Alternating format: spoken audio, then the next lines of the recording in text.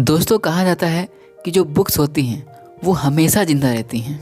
Book में जो letter होते हैं वो भले ही ब्लैक प्रिंट हों, लेकिन वो नॉलेज के सिंबल होते हैं। माना यह जाता है कि इंसान जो होता है वो एक्सपीरियंसेस और हालातों से सीखता है, लेकिन अगर हालातों से निपटना है तो बुक पढ़ के हमें बहुत ही ज़्यादा इंस्पिरेशन मिलती है।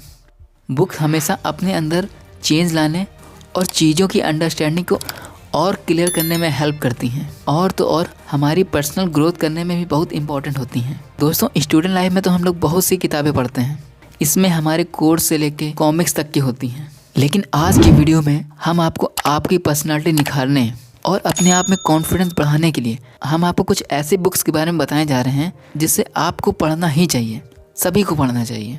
अगर आपको बहुत ही अच्छी एक ज़िंदगी जीनी है तो आपको इन बुक को ज़रूर रीड करना चाहिए, और पढ़ने के बाद आप ज़रूर देखेंगे कि इसका इफ़ेक्ट बहुत ही अच्छा पड़ेगा आप पे। तो चलिए वीडियो को स्टार्ट करते हैं। दोस्तों, जिस बुक को हमने 5th नंबर पर रखा है, जिसको आपको ज़रूर पढ़ना चाहिए, वो है थिंक एंड ग्रो रिच। दोस्तों, ये बुक बहुत ही इंपॉर्टेंट बुक है। दोस्तों, ये बुक एक बहुत ही फेमस बुक है पूरे वर्ल्ड में, जो कि सेल्फ ग्रोथ और पर्सनल डेवलपमेंट से जुड़ी है। इसको नेपोलियन हिल ने लिखा था। फर्स्ट टाइम दोस्तों ये मार्केट में 1937 में आई थी।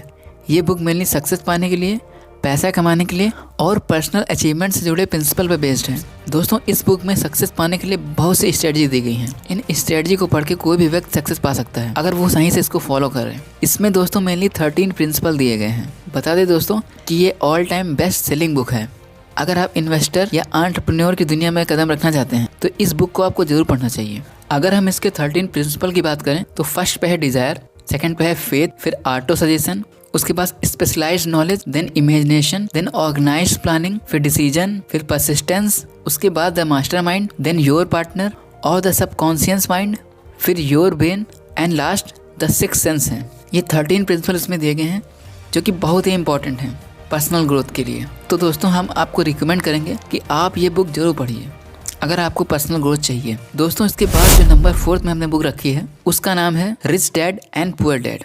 इसमें 2 फादर्स की स्टोरी बताई गई है, जिसमें एक तो रिच होता है और दूसरा बहुत पुअर होता है। ये mainly poor class, middle class और जो एलीट क्लास के लोग होते हैं उनके बीच डिफरेंसेस को दिखाती है। मेनली उनके बीच की जो मेंटेलिटी होती है और जो फाइनेंशियल लिटरेसी होती है, उनके बीच की डिफरेंसेस इस बुक में कायदे से बताए गए हैं। ये बुक हमें सिखाती है कि हमें अपनी लाइफ में रिस्क लेने से नहीं डरना चाहिए और रिस्क लेना क्यों ज़रूरी है।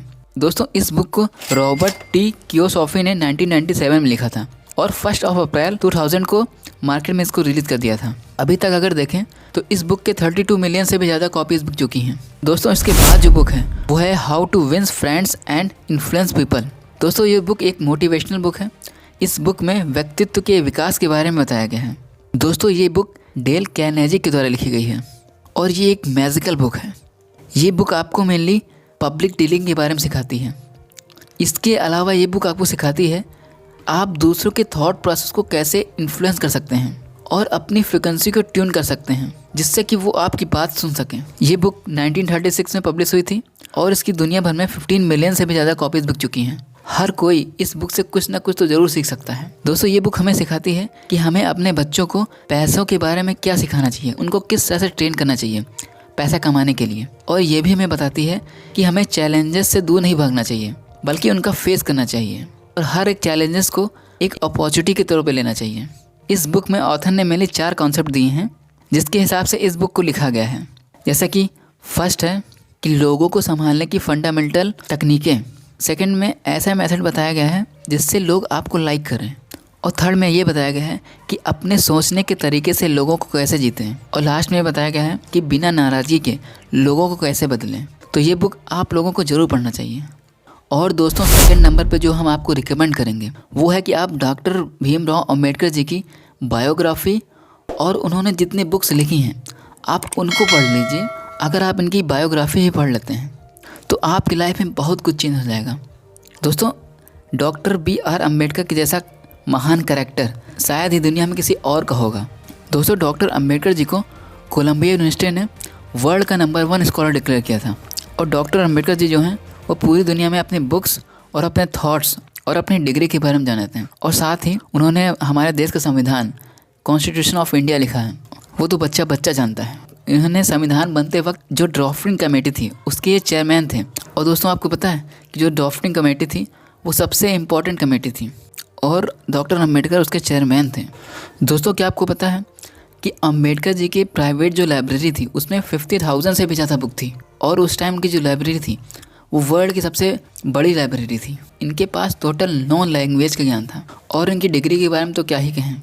ये जो स्क्रीन पे आपको डिग्री दिख रही हैं ये सब डॉक्टर अम्बेडकर जी की डिग्री हैं, जिसे एक साधारण इंसान तो कर ही नहीं सकता।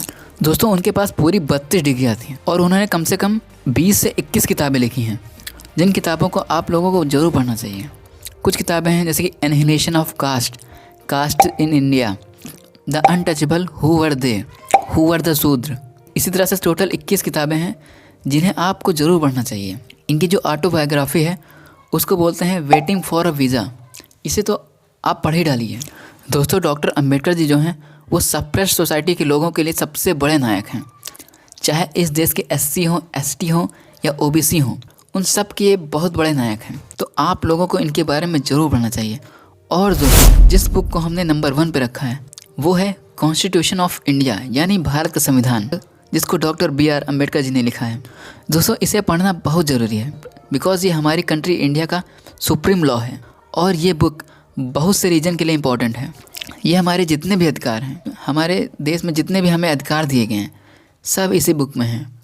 तो हमें अपने राइट्स को ज़रूर जानना चाहिए। तो उसको जानने के लिए हमें भारत के संविधान को ज़रूर पढ़ना चाहिए। हमारे देश की गवर्नमेंट कैसे चलती है ये पूरा इस संविधान में लिखा है और ये हमें जानने का पूरा हक है कि कैसे सरकार काम करती है।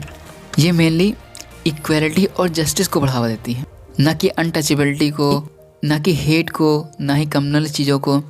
ये टोटली अगेंस्ट है इसके। दोस्तों हमारा संविधान 26 नवंबर 1949 को अडॉप्ट किया गया था और इसे पूरी तरीके से इन्फोर्स कर दिया गया था 26 जनवरी 1950 को। इस बुक में ओरिजिनली अगर देखा है 395 आर्टिकल और 22 पार्ट्स से, लेकिन अब बढ़ गए हैं। दोस्तों अगर आप इसको पूरा पढ़ लेते हैं तो मैं ये कह सकता हूँ कि आप कभी भी गलत जगह पे वोट नहीं करेंगे, आप कभी कम्युनल पॉलिटिक्स की तरफ नहीं जाएंगे।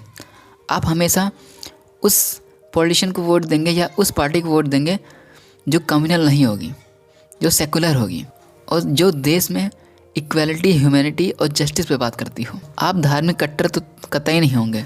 तो आपको भारत का संविधान तो ज़रूर पढ़ना चाहिए अगर आप इंडिया में रहते हैं। आप कोई बुक पढ़ें ना पढ़ें, लेकिन भारत का संविधान और डॉक्टर अम्बेडकर के बारे में ज़रूर पढ़ें। और गलत जगह से इन्फॉर्मेशन तो कतई ना लें, क्योंकि यूट्यूब पे बहुत से लोग ऐसे आते हैं जो आपको गलत गलत बातें बताते हैं इन चीज़ों के बारे में। तो आपको बहुत ही अलर्ट रहना है और आपको जो ये 5 बुक बताई हैं इन्हें आप ज़रूर पढ़िए। और इसके अलावा भी बहुत सी बुक हैं जिसको आपको पढ़ना चाहिए, जैसे कि ज्योतिबा फूले की गुलामगिरी है, गोदान है मुंशी प्रेमचंद की, एक बुक है प्रोफेसर की डायरी, उसको भी आपको पढ़ना चाहिए। वैसे बुक तो बहुत हैं जो हमें बहुत कुछ सिखाएं, लेकिन ये 5 बुक आपको ज़रूर पढ़ना चाहिए। तो कैसी लगी हमारी ये वीडियो और कैसी लगी हमारी ये बातें, कमेंट में ज़रूर बताएं।